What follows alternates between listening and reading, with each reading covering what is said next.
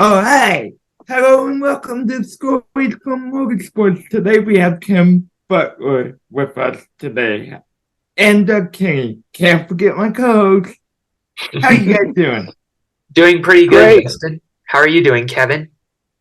Doing great, guys. Thanks for having me on. Yeah. No problem.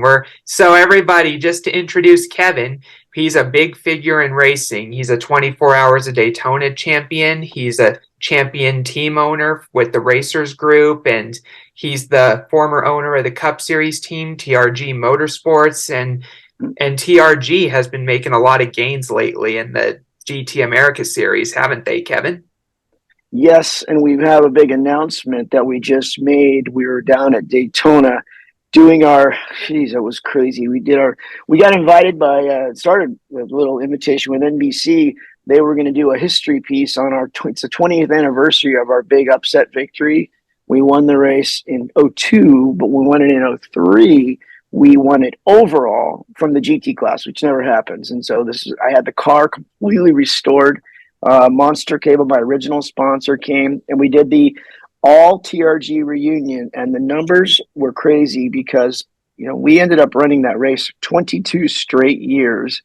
And when I got out of the car, we started getting really busy. We were running 5 cars, 6 cars, 100 crew people. I mean, the numbers were staggering. But so the actual end result was that in the IMSA, the International Motorsports Association guys are all friends, and they said you got to do this. So it's 22 straight years, 74 entries at the 24 hours, and 215 unique drivers. So we rented one of the buildings down there, Lake Lloyd, and did a whole 20th anniversary reunion. And then we made our big announcement. We're going back to Aston Martin. That's awesome. Are you partnering with them or are you separate? Both. So I was the CEO of the Aston Martin Racing for 5 years here in North America. But back then, although the brand is cool, they were weak. I mean, they were selling 3,000 cars a year. They were nearly broke, just like normal.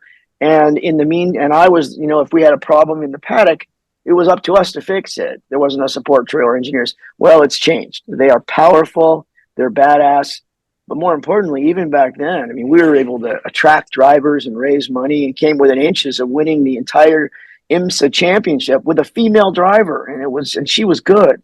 So now we're coming back, the basic impetus, and we're raising money. We're offering opportunity. Forever, people have asked about getting involved with TRG, and Deborah and I have never sold any equity or anything at all.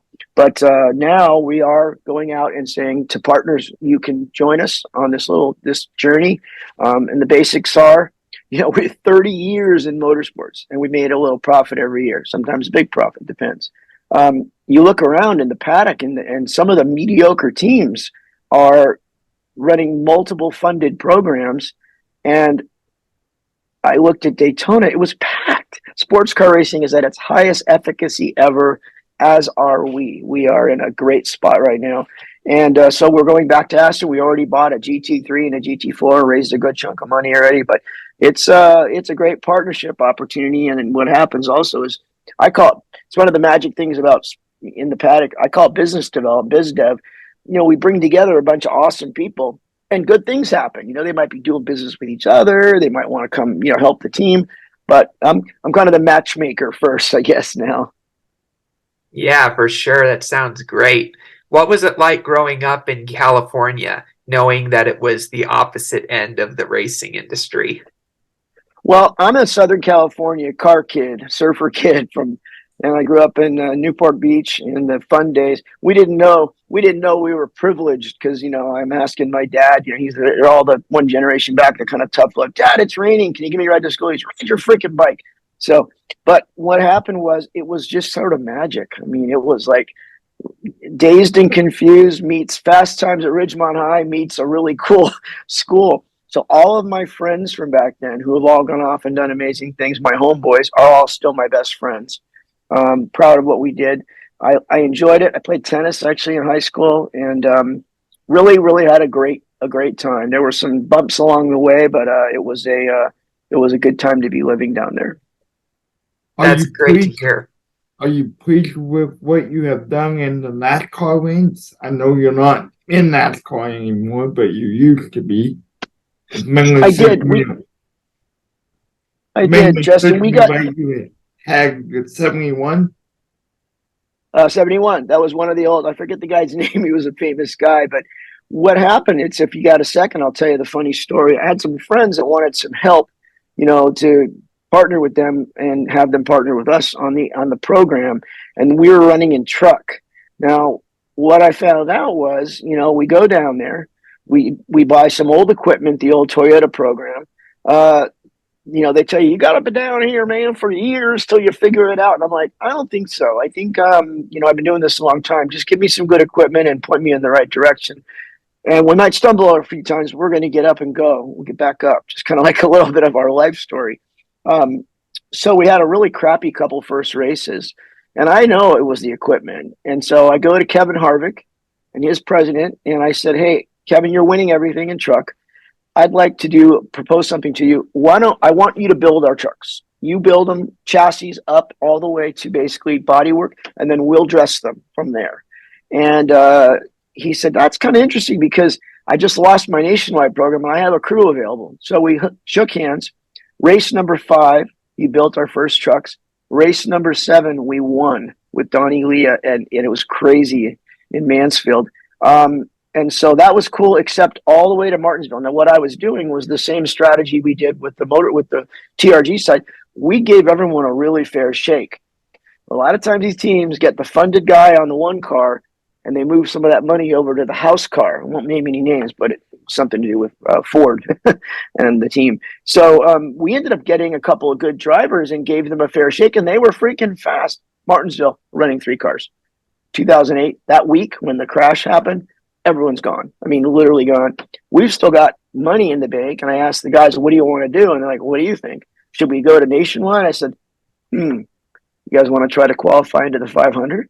So they're like, yeah, great. Same thing. We buy equipment from somebody and they tell us it's their backup car and it's great. They give us their crew and it's kind of the B team. Anyway, we go down there. We're preparing 5 cars in the shop for the TRG Porsche side. 5 cars. We have packed. Over here, we're doing the 2 cars for NASCAR, which is only 3 weeks later, getting everything that in the backup car. We go down to the 24 hours. We finish 1-2, never been done before. And it was a great race for us. Then we go to qualify for the 500 3 weeks later, and we don't make it in. And I got like 50 guests there. And they're like, they go, hey, you got to get that trailer out of here. Because, the other guy, I go, I got 50 guests here. He goes, no, you got to get the trailer out of here. I go, I just won the 24. You got to get the trailer out of here. So it was a humbling experience. We let everybody go. We brought our own crew in. We bought some new cars. And again, I'm not going to believe this crap about you got to be down here for years to figure it out. We go out to California Speedway the next race. I remember that whole deal about the top 35. You have the top 35 and then it's 43 entries. Those last 8 spots, it's like a fist fight in the parking lot to get in. Daytona, there was 30 people trying to get in those 8 spots. California Speedway was like half. Anyway, go to California Speedway, we make it and qualify in. We go to Phoenix, we make it, we qualify in. We go to Las Vegas, and we finish 14th. And Larry McReynolds is our new best friend from NASCAR. He's like, this car team is really doing it. The next race we go to back to Martinsville, we make it in, and that put us in the top 35. Immediately got a sponsor. We hired Bobby Labonte. And not great, but it was good, and continued on for a couple years. I enjoyed the ride. I think my favorite part was being in the owner-driver lot, throwing a football with Carl Edwards, or sharing wine with some of the big names. They come banging on my trailer door. But at the end of the day, it's a little bit rigged card game for someone like me, where you'll never get past the top guys. You don't go to Ford and buy a Ford. You go to Jack Roush and buy the Ford, and Jack bakes 30 cars and keeps the ones he wants, and you get the rest. They're still good, but they're always a generation ahead of you on stuff, so it's hard to break through that top. Sorry for the long explanation. I don't mind saying it, but what a wonderful, amazing sport.